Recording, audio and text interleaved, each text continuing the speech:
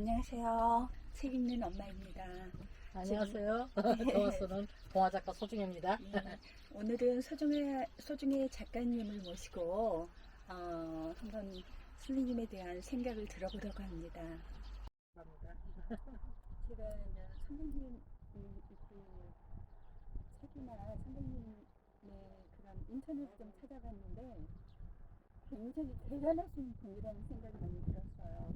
그래서 너무너무 좀 존경스럽고 아이고. 선생님에 대한 새로운 생각을 정말 제가 영광이구나. 선생님을 모시고 여기서 공부할 수 있다는 것이 저에게는 굉장한 영광이고 또 자랑할 만한 자랑거리가 된 것 같은 생각이 들었습니다. 이렇게 칭찬이 많을 때는 테이블을 꽉 잡아야 돼. 왜냐면 수락할 때 잘못하면 다친다고. 아이고 그렇게 생각해 주시니까 감사합니다. 만나뵙게 돼서 감사드리고요. 이렇게 인터뷰를 해주셔서 감사드립니다. 네, 감사합니다. 제가 선생님께 듣고 싶은 것은요. 그런 책을 굉장히 많이 써보셨잖아요.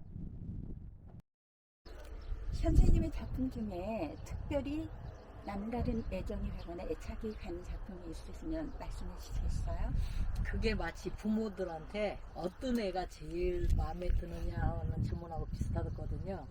한 권 한 권 정리 안 가는 책이 없는데 맨 처음에 쓴 개미도 노래를 부른다도 참 애착이 가고 100번째 책 사람을 길들이는 게 쭈구리 쭈구리. 그것도 그렇고 요즘에 여러 친구들이 좋아하는 짜증방 노랑이 그런 것도 애착이 가는데요.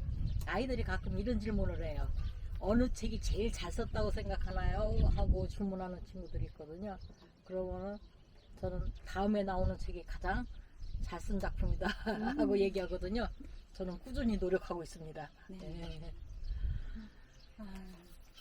수인님의 짜증박이나 노랑이나 이런 책, 단물고개 또 요즘 제가 좋아하는 책은 그 북극곰 엉덩이가 뜨거워 그 책을 굉장히 재밌게 읽었고 제가 환경에 대해서 굉장히 관심이 많거든요. 그래서 다음에 전 혹시 기후 위기에 대한 환경에 대한 책을 또 써보실 생각은? 그러잖아도 그게 이제 그림책으로 나오는데 네. 지구가 위험해요. 지구를 살려주세요. 그런 시리즈로 지금 한 3권을 연작을 했거든요. 계약을 했거든요. 그래서 북극곰 엉덩이가 뜨거워 그리고 두 번째가 이제 산호숲 살려주세요. 그거 이제 또 한 권을 이제 앞으로 작업에 들어갈 건데요. 그렇게 해서 3권 적게는 3권 아니면 5권 정도는 출간을 할 것 같아요. 저도 이 기후변화라든가 저는 특히 그 바닷속 그 산호숲 같은 걸 굉장히 좋아하거든요. 근데 점점 이게 죽어가는 거예요. 안타깝고 또 해변에 막 그 산호들이 죽어서 이렇게 떠밀려온 것도 많아요. 그래가지고 이거는 글 쓰는 작가로서 내가 꼭 써야 되는 거구나 하고서 생각해서 쓰고 있어요. 아유 감사합니다. 정말 그게 큰 힘이 될라나 어쩔라나 모르는데 어떻든 저는 그래야 안심이 될 것 같아서 노력하고 있습니다. 그 북극곰 엉덩이가 뜨거워 그 책을 읽으면서도 정말 우리가 기후에 대한 거 아니면 환경에 대한 거 우리 아이들을 위해서 무엇을 남겨야 되는지 그런 걸 많이 생각하게 됐거든요. 그래서 우리가 진짜 환경 운동을 해야 되겠다 이런 생각을 했었습니다. 선생님이나 저 같은 사람이 있으니까 좀 좋아지겠죠. 네. 38년 동안 교사 생활을 하셨잖아요. 그때는 어떠셨고 또 지금 퇴직하고의 삶은 어떠신지 듣고 싶어요. 저는 그 교직에 있을 때 맨날 노래 부르고 그랬어요. 나는 다시 태어나도 초등학교 선생님을 하리라. 그게 재밌었어요. 애들하고. 애들은 똑같은 1학년을 가르쳐도 올해 다르고 뭐 내년에 다르고 재작년에도 다르고 그렇게 달라요. 그리고 나를 웃겨요. 애들이. 물론 이제 연락이 하는 경우도 있지만 그래서 재밌었는데 퇴직을 하고 나니까 더 좋아요. 지금 퇴직하고서 11년 차인데 11년 차인데 어떻게 시간이 갔는지 모르겠어요. 물론 이제 교직에 있을 때도 책을 계속 썼잖아요. 네. 책 쓰고 또 여행도 다니고 또 그림책 그림이 좀 시간이 걸려요. 그래가지고 항상 쫓겼는데 그것도 좀 넉넉하게 할 수 있고 그게 아주 좋아요. 요번에 제가 70세가 됐거든요. 7순이 됐거든요. 그래서 그 기념으로 저 진해에 가서 이 꽃살이 제가 이름 지은 건데 한 달 동안 가 있어가면서 꽃을 실컷 보고 왔어요. 그 저기 벚꽃 피고 질 때까지. 그리고 그 옆에 뭐 광양이니 어디 다녀가면 꽃 구경을 많이 했어요. 그렇게 할 수 있는 것이 교직에서 나왔기 때문에 할 수 있는 거거든요. 그리고서 그거는 그냥 아 재밌다 좋다 아 즐겁다 그거로 끝나는 것이 아니라 그거는 어딘가에 걸음처럼 남아서 제 작품 속으로 아마 들어갈 거예요. 예, 그런 점이 조금 편하고 좋아요. 선생님 굉장히 부럽고요. 아이고. 저희 같은 주부나 이런 사람은 선생님같이 살고 싶은 생각이 꿈일 수도 있을 것 같아요. 그리고 지금 저기 함께 사는 몽상이는 잘 크고 있죠? 걔도 전설이 됐죠. 벌써 아, 세상 죽었어요? 사람이 그래요? 무지개 달이 넘어간 지가 걔도 한 15, 16년 됐네요 벌써. 그러면 지금은 쭈구리 없고 혼자 그냥 예. 강아지만 예. 키우고요. 예. 그 제가. 같이 살 때는 너무 좋은데 네. 애가 아파서 가는 거 보니까 다시는 못 키우겠더라고요.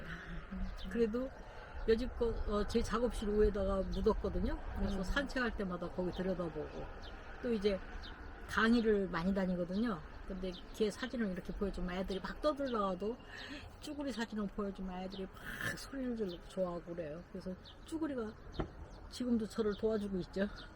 가장 부러운 게 선생님이 이렇게 소재를 발굴하시는 눈이 아니면 관찰력이 대단하신 것 같아요. 그거는 누구든지 할 수 있는 것 같아요. 엄마들이 애가 이렇게 얼굴 표정만 약간 이상해도 너 어디 아프니 이렇게 여쭤보듯이 저는 동화 작가로서 항상 모든 것이 다 그쪽으로 제 신경이 쏘이기 때문에 뭐 하나를 봐도 이렇게 유심히 좀 보고 또 더 특이한 거는 이렇게 기록해두고 그러죠. 그럼 혹시 저희들이 혹시 글을 잘 쓸 수 있는 비법 그런 거 한 가지만이라도 가르쳐 주실 수 있으실까요? 아까 네. 강의할 때 말씀드렸는데 거기 오신 모든 선생님들은 작가로서 타고났어요.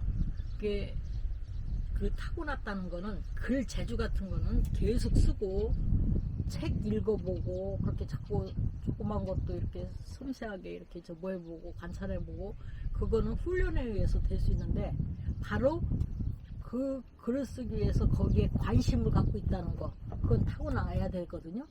요즘에는 세상에 얼마나 사람들 뭐하는 즐거운 것들이 많아요. 어떤 분들은 뭐 이렇게 나들이 가는 거, 여행 가는 거, 뭐 드라마 보는 거 그런 분들은 글 쓸 생각을 안 하시잖아요. 근데 여기 오신 분들은 거기에 애정을 갖고 있고 정열을 갖고 있는데 그거는 작가로서 타고난 거죠.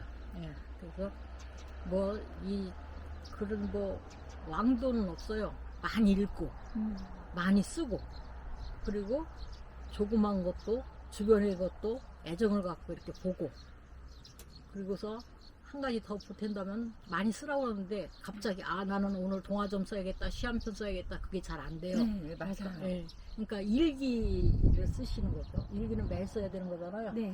그러면 처음에는 글이 안 되고 짜증나도 자꾸 써보면은 그것이 훈련이라고 그랬잖아요. 점점 나서지고 또 별거 아닌 것 같아도 나중에 내가 무슨 큰 타이틀로 이렇게 글을 쓰려고 하다가 생각이 안 나서 옛날 그 일기장을 뒤적거리면 거기서 주술 것이 건질 것이 꽤 있어요. 그러니까 적어도 1시간 이상은 글을 쓰도록 하시고 또 이 문단에 데뷔를 했다는 분은 그것이 이제 거의 또 남들을 하고 비교하면 직업과 마찬가지거든요. 작가는 그러면은 적어도 8시간 이상은 써야지. 그래야 경쟁력이 있겠지. 그래서 노력을 하면 돼요. 감사합니다. 아니 저기 요즘 휴대폰을 너무 좋아하는 아이들이 휴대폰을 가지고 게임을 해서 사실은 글을 쓰게 하고 싶기도 하고 일기를 좀 쓰게 하고 싶기도 한데 그게 잘 안 되더라고요. 그럴 경우에는 어떻게 좀 할 수 있는 방법이 있을까요? 나는 그 휴대폰 얘기하면은 네. 일단은 엄마들, 아빠들을 야단치고 싶어요. 걔가 휴대폰을 좋아하게 된 까닭이 있어요. 애가 자꾸 말썽 부리고 뭐 안 하고 막 그러면은 그걸 주고 달랬거든요. 야, 밥 먹자, 밥 먹자. 이거 보라고 그러면서 이렇게 떠먹여주고. 그래서 애가 벌써 어렸을 때부터 휴대폰에 중독이 된 거예요. 그리고서 어느 날 갑자기 그걸 뺏어가면 공부해라, 뭐해라 그러니까 안 되는데, 이왕 그렇게 된 거 이제 차차 그 엄마하고 아빠하고 같이 책을 읽혀야 돼요. 책을 읽혀야 되는데 흔히 너 책 읽어라 그러고서 말하면은 절대로 안 읽죠. 애들이 엄마 아빠 말 듣고서는 그렇게 행동을 고친다든가 교정한다든가 그런 건 있을 수가 없어요. 그러니까 같이 읽고 같이 읽는데 그게 좀 힘들죠. 엄마 아빠도 하루 종일 일하고 피곤한데 갑자기 책 읽기가 어려워요. 그러니까 저는 동화책, 특히 그림책은 글자가 몇 개 없거든요. 그리고 그림이 참 예쁘잖아요. 그걸 같이 읽는 거예요, 애하고. 같이 읽어가며 보고 같이 얘기를 해보고. 그 이제 북극곰 엉덩이가 뜨거워 같은 경우는 그런 이야기를 해보면은 아이들이 그림하고 봤어도 그 내용을 나중에 물어보면 잘 몰라요. 그럼 한 번 더 이렇게 보고선 얘기를 하고 너는 네가 만약 이런 북극곰이라면 어떻게 되겠니? 그러면서 그런 얘기도 하고 자꾸 조금씩 한 발짝 나가는 거예요. 그렇지 어느 날 갑자기 바뀌거나 좋아지진 않아요. 그러니까 그렇게 노력을 해야 된다고 저는 생각을 해요. 저도 오늘부터는 아이랑 책도 읽고 그리고 일기를 좀 써야 된다는 생각을 했어요. 일기가 참 중요해요. 함께 아들하고 이런 좀 써봐야 되겠다. 어떤 엄마는 교환일기도 쓰기도 해요. 내가 하루 쓰고 너 주고 왔다 갔다도 하고 아니면 엄마가 처음에는 일기 계속 쓰기가 어려우니까 한 2줄 쓰고 해보고 2줄 쓰라고 그래가지고 같은 일기장을 만들기도 하고 그래서 어떤 흥미를 좀 주고 그러면은 좋을 것 같아요. 그리고 이제 애들 보고 일기 쓰라고 그러면 쓸 게 없는 거예요. 그래서 어디 놀러 갔다 오면 그날은 있어요.